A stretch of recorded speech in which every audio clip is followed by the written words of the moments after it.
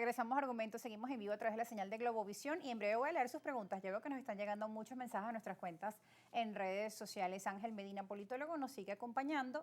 Le preguntaba antes de irnos a la pausa también cuál es su evaluación respecto a los discursos de los candidatos en cuanto a propuestas. Son muchos los problemas que hoy tiene la población venezolana de los cuales no ha encontrado respuesta. Por un lado, el gobierno pues promete nuevamente un cambio. Han sido 25 años de gobierno, pero dicen que hay una posibilidad de cambiar.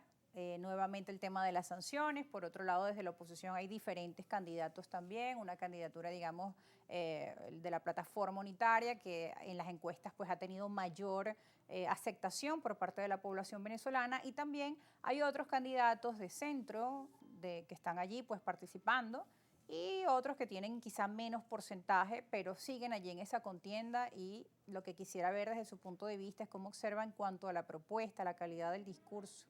Mira, yo creo dos cosas. Lo primero es que en términos del discurso, creo que más allá de los detalles, hay como dos planteamientos muy básicos y que son planteamientos que se derivan en cualquier elección, en la mayoría de las elecciones. O vamos al cambio, apuestas al cambio o apuestas a la continuidad. Y yo creo que cada quien está defendiendo en términos de eso la tesis de por qué la continuidad y por qué el cambio. Y el cambio puede tener sus variaciones, puede tener sus planteamientos, pero básicamente todo se reduce ahí. Ahora, yo sí quisiera hablar sobre dos cosas que yo creo que han hecho atípica esta campaña electoral. La primera, atípico por el tiempo. Una campaña presidencial en Venezuela, en cualquier parte del mundo o en América Latina, tarda alrededor de 1 año y medio o 2 años, desde que inicia hasta que se consolida el proceso electoral. Este es un proceso electoral presidencial que se cocinó en 1 mes y que ha dado margen para hacer campaña electoral de apenas 4 meses, 3 meses, cuando mucho. Y eso lo hace atípico porque limita la capacidad de comunicación, limita la capacidad de desplegar propuestas, limita la capacidad de hacer campaña, de organización, etcétera, etcétera. Pero el segundo elemento que hace atípico esta elección es que sucede el 28 de julio. Y la Constitución establece que el ascenso del nuevo periodo presidencial sucederá el próximo 10 de enero del 2025. Estamos hablando de 5 días que yo califico como 5 meses convulsos. ¿Por qué? Porque el sistema electoral necesita reconsolidarse, el sistema político necesita transformarse.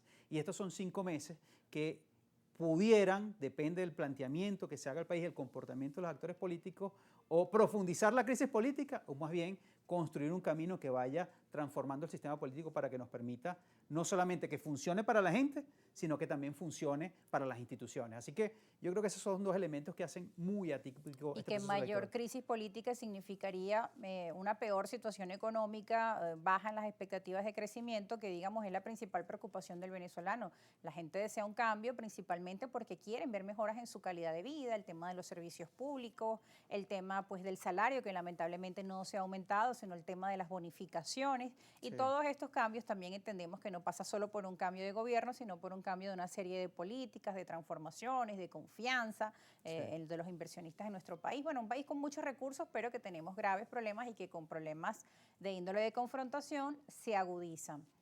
Desde el gobierno también se dice, bueno, la situación actual que tenemos es por culpa de los que hoy se están digamos, diciendo que son los que van a hacer el cambio, cuando son ellos los que han pedido sanciones, han pedido invasión a nuestro país. Eso también ha sido parte del discurso que hemos visto pues en los últimos meses de campaña.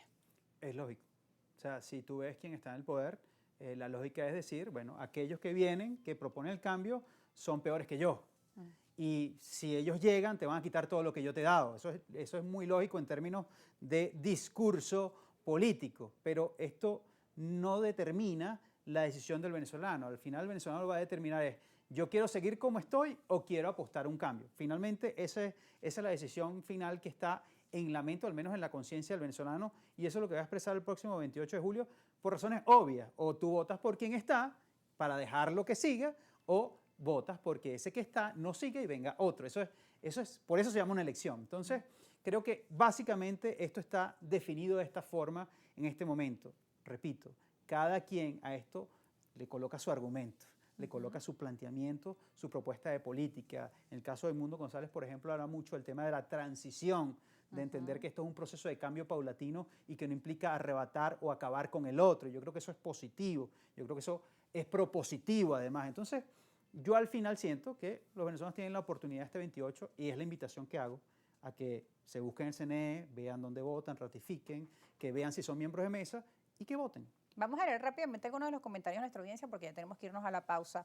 Richard Sáez nos escribe, saludos, no tenemos por qué aceptar a la Unión Europea, hay cosas más importantes, dice, como la participación.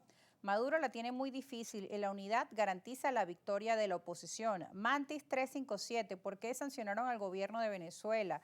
¿Por qué se dejaron sancionar? Los gobernantes no los elegimos para que se dejen sancionar, dice él en un comentario. Y finalmente el abogado Darío Lozada le dice, buenas tardes, bajo mi opinión, no entiendo por qué le dan tanta relevancia a la Unión Europea. Este continente tiene 50 países.